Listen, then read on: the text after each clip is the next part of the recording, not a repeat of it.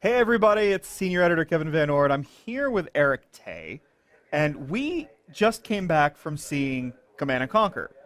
And I'm a big Command and Conquer guy. You not so much, but you are a big StarCraft guy and Yep. other RTS guy. So before I kind of launch into my thing about what I thought about Command and Conquer, I thought I'd ask you because you had a chance to not just watch but also to play. And I'm kind of curious what you thought. Sure.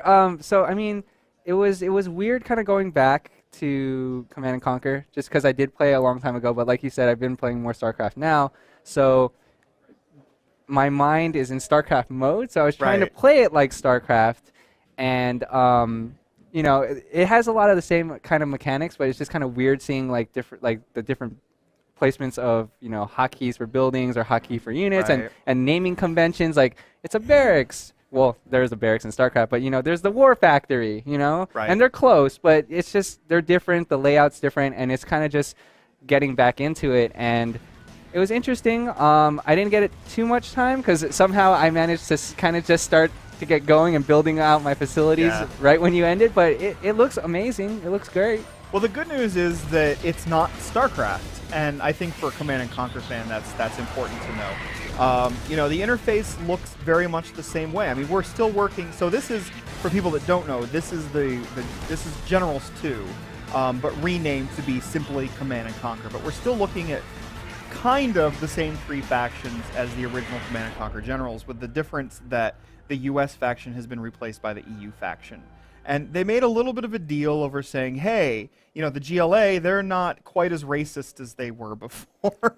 They're not all Middle Eastern. They don't make that comment about like not having shoes. They have actually shoes wear now. shoes. They have Yeah. shoes now. But importantly, how did it play? Number one, and it played. I played two matches against the AI. What they had available there was matches against the AI or cooperative matches, in which was basically a horde RTS mode, with multiple people holding off and defending against the AI. So I didn't play that mode. I played a standard skirmish against the AI, and it was remarkably familiar to what I know from Command and Conquer. So if you know Command and Conquer, you'll feel pretty at home. But I did get a chance to talk with the creative director afterwards, and I think some things to note are, number one, obviously this is a free-to-play game, and I know that has people sort of up in arms, and I can't say I blame them, especially because Command and Conquer has this tradition of really over-the-top storytelling and FMV and all that kind of stuff. So I get that, because this doesn't have a story-based campaign. And I asked him specifically, like, how do you build a world around that? And he didn't get into a whole lot of specifics. No, but he didn't. I have to say, I think that they know at least that the game needs to have attitude. And the game clearly had an attitude based on what I played, based on what we saw in the trailer that they showed us. So you have the generals, and they're not FMV, unfortunately. They were digitized generals. Yeah. But they had catchphrases, and they were obviously trying to get a little personality in there. Yeah, and they each have their own skill sets, and you level up your general as you go. So Yeah. it'll be kind of interesting to see because they are going to add more generals because, as you said, it is a free-to-play game. But part of what they're building out is more generals.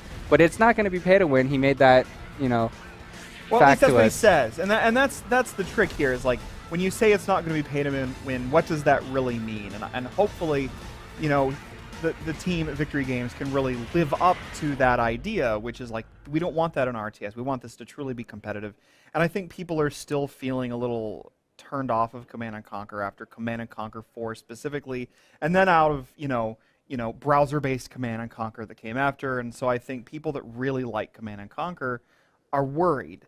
And what I played felt so Command and Conquer that I might even say, hey, give it a chance, because Yeah. I gave it a chance and I was happy with what I played, Yeah. because it played exactly like I want Command and Conquer to play. And maybe now that it is free to play, it kind of reduces the barriers of entry, and it can Maybe. kind of hopefully get people back into it. But we'll have to see what kind of the direction it goes in, down the road. That's not going to be a pay to win, and that it's going to be the game they want it to be. Yeah, and they do want to add stuff. They want to add different modes, obviously, as you said, different generals. And because I'm curious to see like how you get invested, like what this meta game is going to be that keeps people in there. And Victory Games doesn't actually know exactly how this meta game is going to work yet. So they haven't made final decisions, so they're not announcing anything. So we'll see what happens. But overall, I'm less worried about Command and Conquer than I might have been before. Yeah. And that's actually a good sign. I had a good time with what I played, and I got thoroughly murdered by marauding AI. You were just unlucky, apparently. I really was. They did say, I think you really got some hard AI going after you. So so there was that. But definitely looking forward to it. It's in pre-alpha now, so hopefully we'll have more soon. But if you have questions, what you want to do is use Twitter and use hashtag GameSpotE3, and we'll be happy to answer whatever questions come across on the stage show and beyond. And stay tuned. We'll have more check-ins. And Eric, thanks for joining me. Thank you for having me. And we'll see you soon.